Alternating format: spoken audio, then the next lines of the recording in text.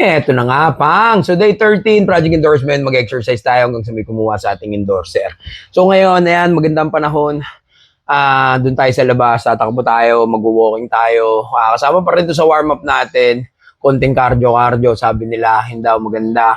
Kahit konti-konting walking, syempre malaking bagay pa rin naman talaga matutulong yan. Tapos, yung mga tattoo ko, yan, nagbabalat na. Grabe na yung pamamalat, no? Pero, okay na, hindi na siya masyadong napupunit. So, magbubuhat rin tayo dito. Dumbbell workout pa rin, mga pinapanood natin. Tapos yung Tyson push-up, yan, gagawin natin yan hanggang makuha natin 100, at least 100 reps per day. Sa ngayon, hindi ko pa talaga kaya kasi kahit mag-jumping jack lang ako, tumutunog talaga yung balikat ko. Pero, okay lang, dire-diretso pa rin tayo hanggang day 5,000. Alam ko wala namang kayong pakialam, pero samahan nyo na lang rin ako. Let's go. Yo, bad news, naulan. So, pabalik muna tayo sa base. Mainit, no? Sobrang init, pero umuulan. Ang daya. Nakakainis. Pero tignan natin, dito na lang muna, babalik na natin. Mag-gym na lang muna tayo, magbubuhat-buhat muna tayo. Tapos, saan na lang tayo tumakbo mamaya kapag tumigil yung ulan. Ayan, sama natin si Mama. Mama, syempre, wala muna tayo HHWW. Pero okay lang, pauwi. Yeah, dito tayo sa base. Bad trip naman, no? Tamo, sobrang init, oh. Sobrang init, pero naulan. Pero dito may rainbow. Di ba may leprechaun dyan sa dulo? Pero, ang daya, oh, grabe. Umuulan talaga. May kinakasal na tikbalang pagka ganito eh. Pero sige, tara, subukan na. Lakad na natin to.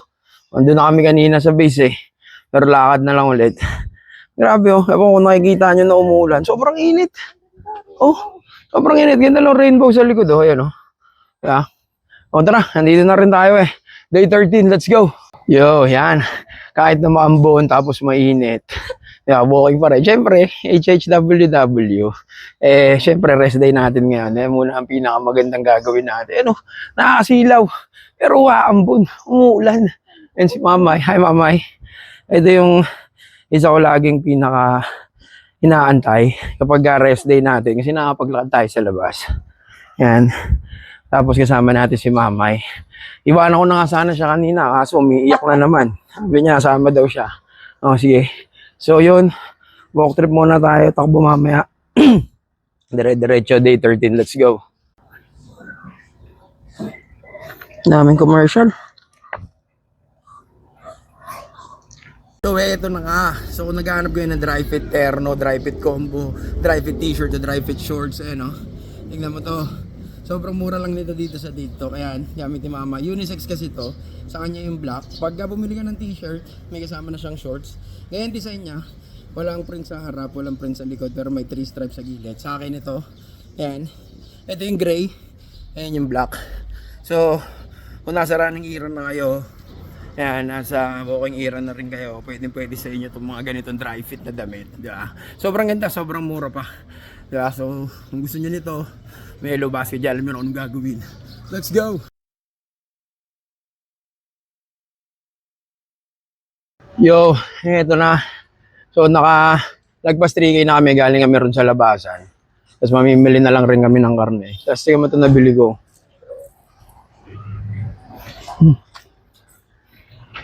Sarap? Oo. Meron palang ganito nung kapitbahay. Ayun. Sarap nito. Breakfast. Yo, eto na nga. Naka more than 3K na kami. Galing kami ron sa labasan. Tapos, malayo-layo yun eh. Hindi ba malayo, pero tamang walk trip ko din. Kaya mamili na rin kami. Gulay, karne, tapos saging. Yun. Tingnan nyo. Ito masasabi ko sa inyo.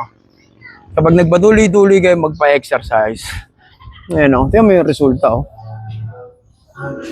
Yeah? Nakakagandang lalaki ito. Promise.